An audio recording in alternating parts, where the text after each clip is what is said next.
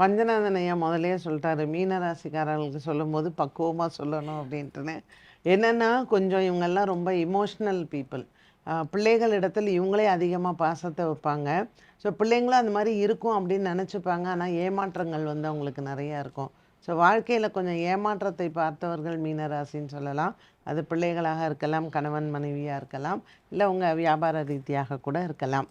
So பூரட்டாதி நட்சத்திரக்கார பெண்கள் இந்த வருடம் இதுவரைக்கும் உங்கள் பிள்ளைங்களை விட்டு பிரிஞ்சிருந்தீங்கன்னா ஜூன் மாதத்துக்கு மேலே உங்கள் குழந்தைங்க திரும்ப உங்களோட சேர்றதுக்கான வாய்ப்புகள் உண்டு. உங்கள் அப்பா அம்மாட்ட சொத்து விவகாரங்கள் இதெல்லாம் பேசணுன்னாலும் இந்த வைகாசி மாதத்துக்கு மேலே உங்களுக்கு நல்ல காலம்தான். உத்திரட்டாதி நட்சத்திரக்காரர்கள் இல்லை, இந்த உத்திரட்டாதி நட்சத்திரங்கள் வந்து கொஞ்சம் அவங்களுக்கு இந்த ஓவர் கான்ஃபிடென்ஸ் ஜாஸ்தி. ஸோ வண்டியே ஓட்ட தெரிலனா கூட ஐயோ நான் சூப்பராக ஓட்டுவேன் அப்படின்னு சொல்லிட்டு ட்ரை பண்ணி பார்ப்பாங்க. அவங்களுடைய வேகம் நல்லதாக இருந்தாலும் கொஞ்சம் அதில் அவங்களுக்கு விவேகமும் இருக்க வேண்டும். உத்திரட்டாதி நட்சத்திரக்கார பெண்கள் குறிப்பாக ஒரு திருமணத்தை நீங்கள் தேர்ந்தெடுக்கிறீங்க அப்படின்னா, பையன் அழகாக இருக்கானே இல்லை பொண்ணு அழகாக இருக்கே அப்படின்னு முடிவு பண்ணாதீங்க. அவங்க நல்ல குடும்பத்தை சார்ந்தவங்களா, உங்களை வச்சு கடைசி வரைக்கும் காப்பாற்றுவாங்களா, இதெல்லாம் கொஞ்சம் நீங்கள் யோசிக்கணும். மற்றவர்களிடத்திலும் ஆலோசனைகளை கேட்கலாம். நீங்கள் முடிவு பண்ணிட்டு போய் சொல்கிறத விட இதை முடிவு பண்ண போகிறேன் அப்படிங்கிறத போய் உங்கள் வீட்டு பெரியவர்களிடத்தில் சொல்கிறது நல்லது.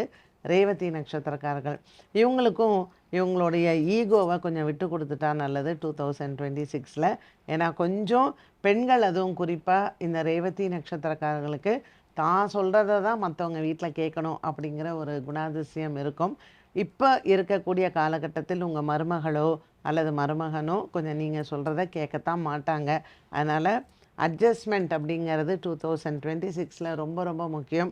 அது வீடாக இருக்கலாம், வேலையாக இருக்கலாம், இல்லை நண்பர்களிடத்துல கூட இருக்கலாம். மீனராசிக்குன்னு பொதுவாக சொல்லும் பொழுது கிரக அமைப்புகள் எல்லாம் இவங்க 3 பேருமே சொல்லிடுறாங்க. அதனால தான் நான் அதை பற்றி சொல்கிறதில்ல. கொஞ்சம் உங்கள் உடல் ஆரோக்கியத்துலேயும் கவனமாக இருங்க. ஏன்னா இந்த வருடம் முழுவதுமே 6ஆம் இடத்துல கேது இருக்கும்.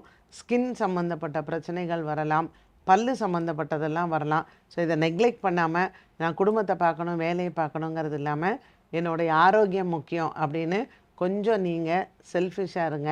ஸோ சுயநலம் என்பது உங்கள் ஆரோக்கியத்தில் ரொம்ப ரொம்ப முக்கியம் மீனராசி அன்பர்கள்.